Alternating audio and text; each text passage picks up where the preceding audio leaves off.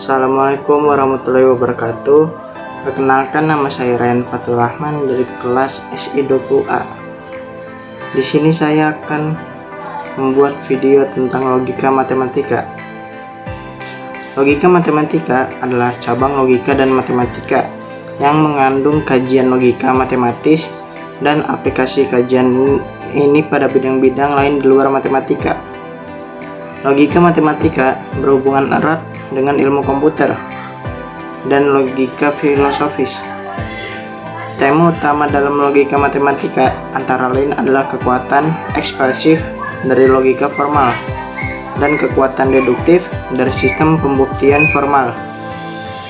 Logika matematika sering dibagi ke dalam cabang-cabang dari teori himpunan, teori model, teori rekursi, teori pembuktian, serta matematika konstruktif.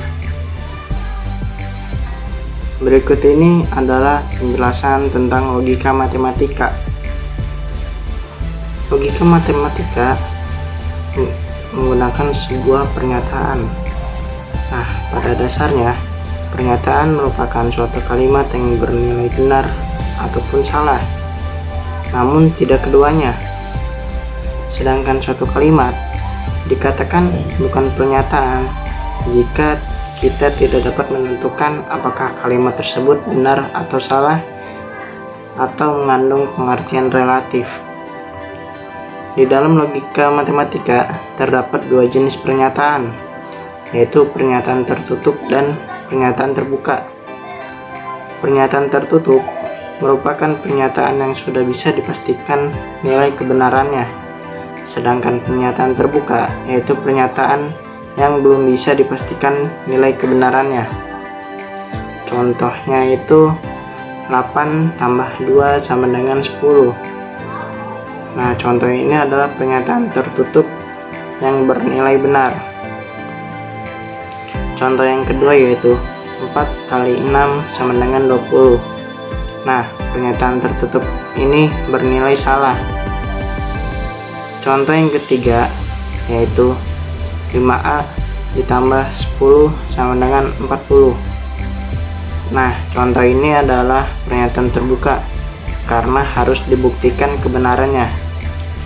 Contoh yang keempat adalah jarak Jakarta sampai Bogor adalah dekat. Kalau yang ini bukan pernyataan karena dekat itu relatif. Rumus logika matematika yaitu menggunakan dua pernyataan, yaitu pernyataan P dan pernyataan Q. Dua pernyataan ini mempunyai nilai sebagai berikut. P bernilai benar, benar, salah, salah. Sedangkan Q bernilai benar, salah, benar, salah. Di sini saya akan membahas tentang ingkaran atau negasi dalam logika matematika. Ingkaran didefinisikan sebagai sebuah pernyataan yang memiliki nilai kebenaran yang berlawanan dengan pernyataan semula. Berikut adalah tabel kebenaran ingkaran. Pernyataan P yaitu benar dan salah. Sebaliknya, jika negasi P, maka pernyataan P benar menjadi salah dan pernyataan P salah menjadi benar. Artinya, jika suatu pernyataan P bernilai benar, maka ingkaran Q akan bernilai salah. Begitu pula sebaliknya. Contohnya, pernyataan P, semua murid lulus ujian. Sedangkan negasi P-nya yaitu ada murid yang tidak lulus ujian. Di sini ada pernyataan majmuk. Dalam logika matematika, beberapa pernyataan dapat dibentuk menjadi satu pernyataan dengan menggunakan kata penghubung logika seperti dan, atau, maka, dan jika dan hanya jika. Pernyataan gabungan tersebut disebut dengan pernyataan majemuk. Dalam logika matematika, kata hubung tersebut masing-masing memiliki lambang dan istilah sendiri. Yang pertama, ada konjungsi.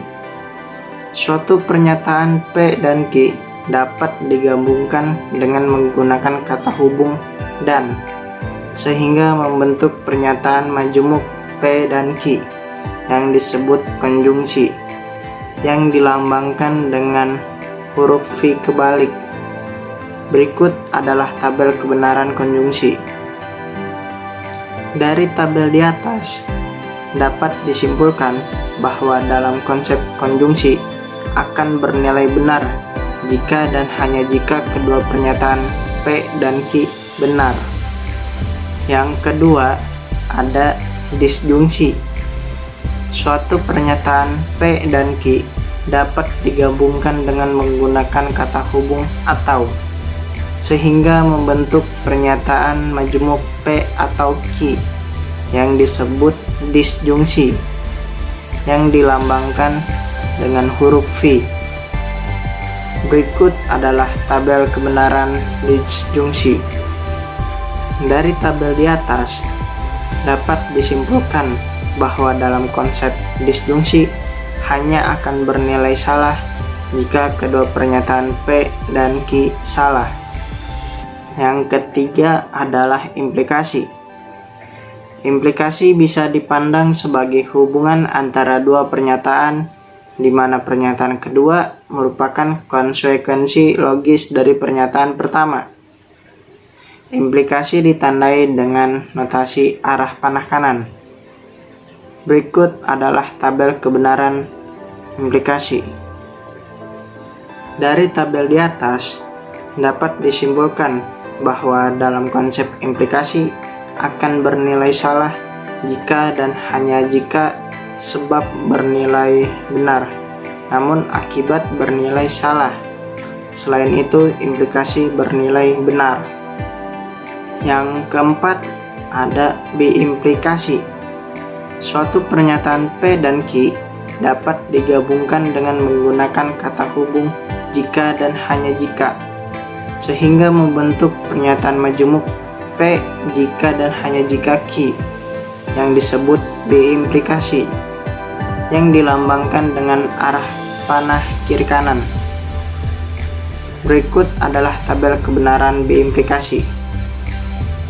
Dari tabel di atas, dapat disimpulkan bahwa dalam konsep biimplikasi akan bernilai benar jika sebab dan akibatnya pernyataan P dan Q bernilai sama, baik itu sama-sama benar atau sama-sama salah.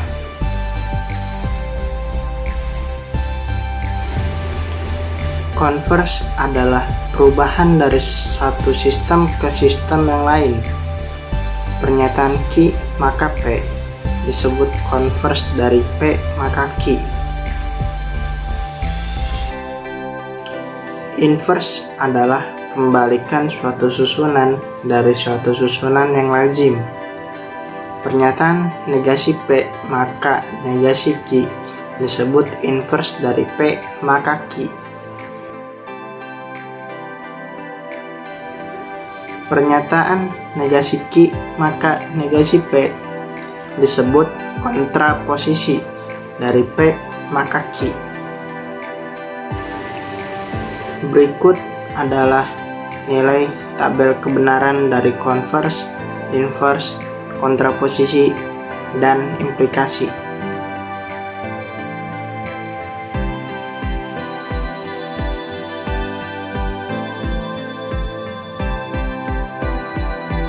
Contohnya yaitu implikasi. Jika hati tenang, maka kita senang. Kalau converse-nya, jika kita senang, maka hati tenang. Kalau inverse-nya, jika hati tidak tenang, maka kita tidak senang. Kalau kontraposisinya, jika kita tidak senang, maka hati tidak tenang. Berikut adalah contoh soal dari logika matematika.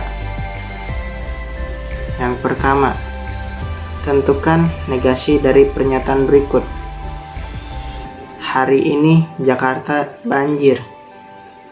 Jika dinegasikan menjadi hari ini Jakarta tidak banjir. Contoh soal yang kedua, berikan dua pernyataan sebagai berikut. Pernyataan P, hari ini Jakarta hujan lebat. Pernyataan Q, hari ini aliran listrik putus.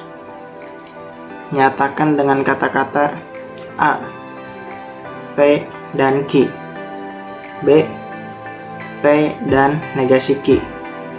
C, negasi P dan Q. D, negasi P dan negasi Q.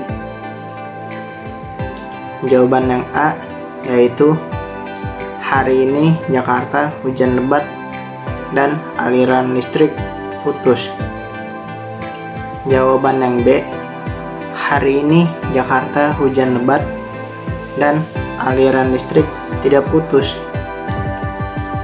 Jawaban yang C, hari ini Jakarta tidak hujan lebat dan aliran listrik putus.